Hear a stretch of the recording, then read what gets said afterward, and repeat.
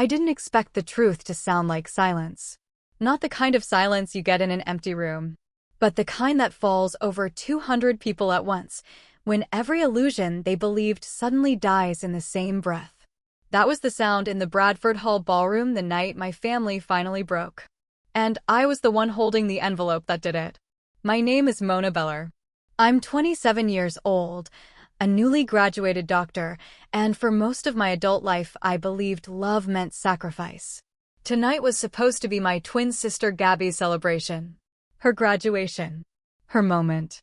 Instead, it became the night my entire family's truth was read aloud in front of everyone we ever tried to impress. But before that night, there was a message.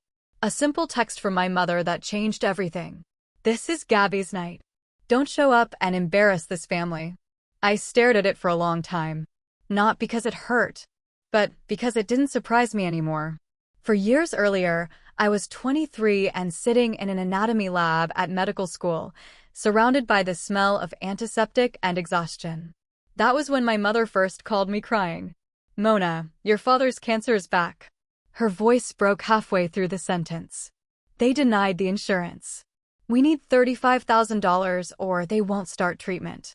The world doesn't pause when your life collapses. My professor was explaining nerve pathways in the background. Students were highlighting textbooks. And I was listening to my mother tell me my father was dying. I didn't ask questions. I didn't verify anything. I didn't think like a medical student. I thought like a daughter who was about to lose her father. Within hours, I sent her everything I had. $11,850. My entire savings. Then I took a private loan. $25,000 at 9.5% interest. High risk. No safety net. No second thoughts. Total sent. $36,850. My mother cried when she received it. "You saved your father's life." And I believed her. Because I wanted to. After that, my life stopped belonging to me. I worked 3 jobs while studying medicine. Phlebotomy at night.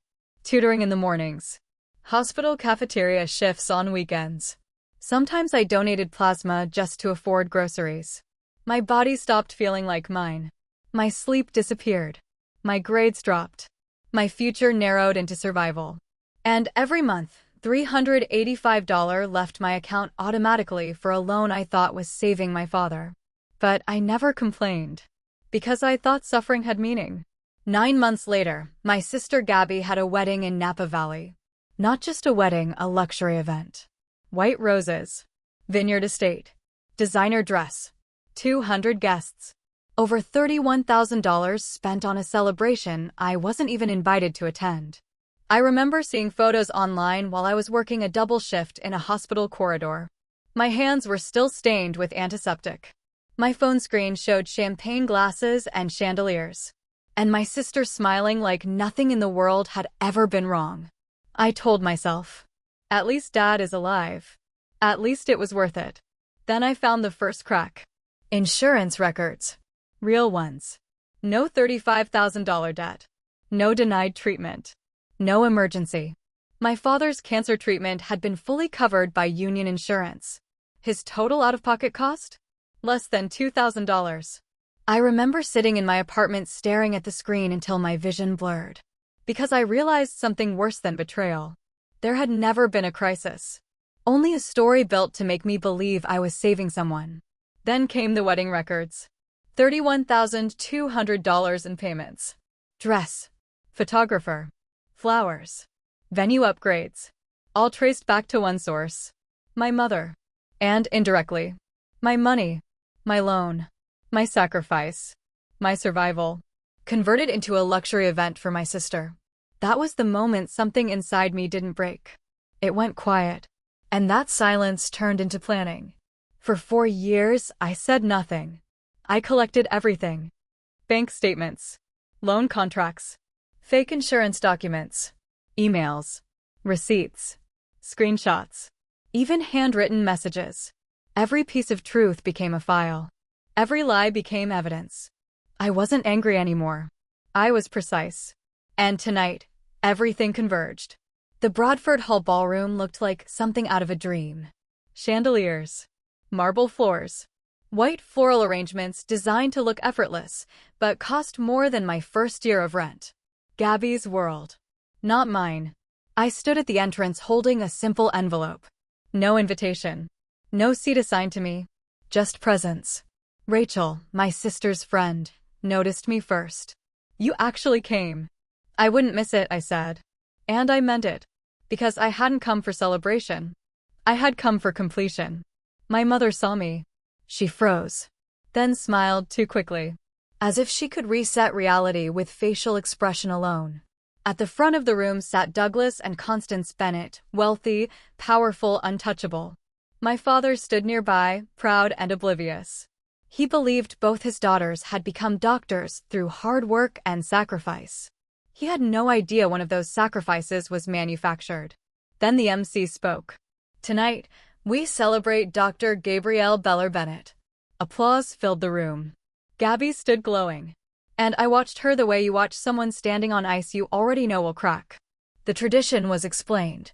Every gift would be opened publicly. Every card read aloud. No exceptions.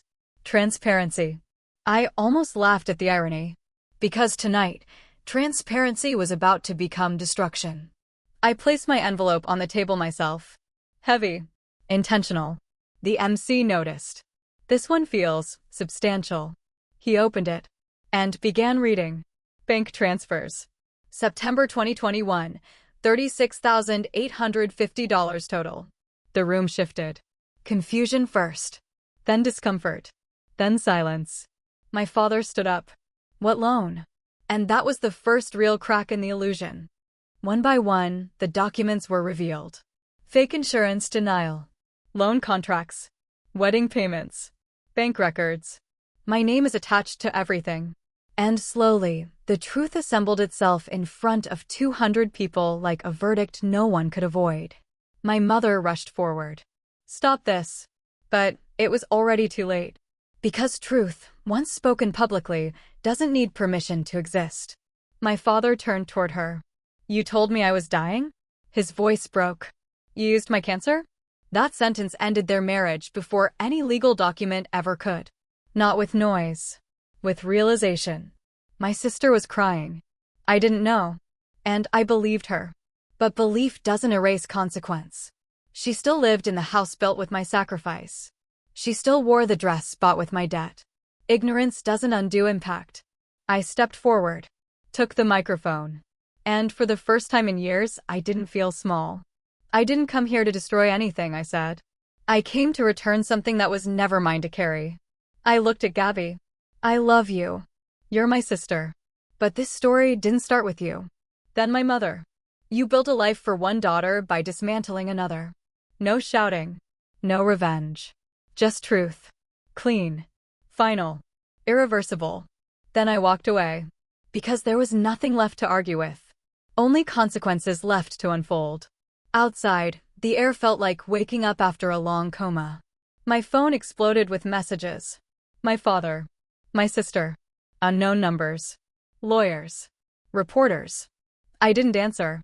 Because for the first time in years, I didn't need to explain myself to survive. Everything collapsed quickly after that. My father filed for divorce. My mother lost her professional standing. The wedding world turned cold overnight.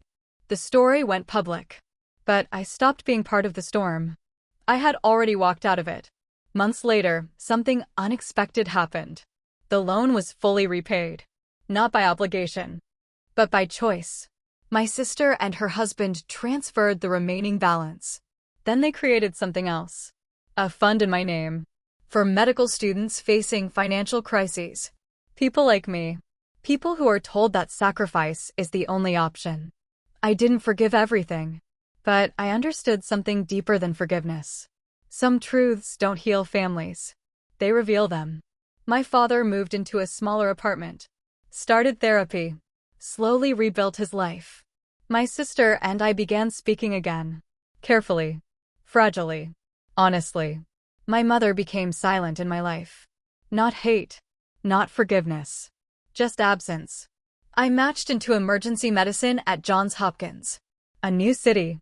A new life. A new version of myself that didn't measure survival in sacrifice. My paycheck no longer disappeared into someone else's story. It stayed with me. For the first time, my life was mine in full. Sometimes I think about that night. Not the exposure. Not the silence. But the moment I realized something irreversible. I had spent years trying to save a family that only knew how to take from me. And I survived anyway. Because survival isn't loud. It doesn't always look like victory. Sometimes it just looks like walking away from the room that keeps breaking you. If you've ever been trapped in guilt that wasn't yours, if you've ever paid for love with pieces of yourself, you already know the truth. You don't owe your life to people who lie about needing it. My name is Mona Beller, and I am not surviving that story anymore. I am living past it.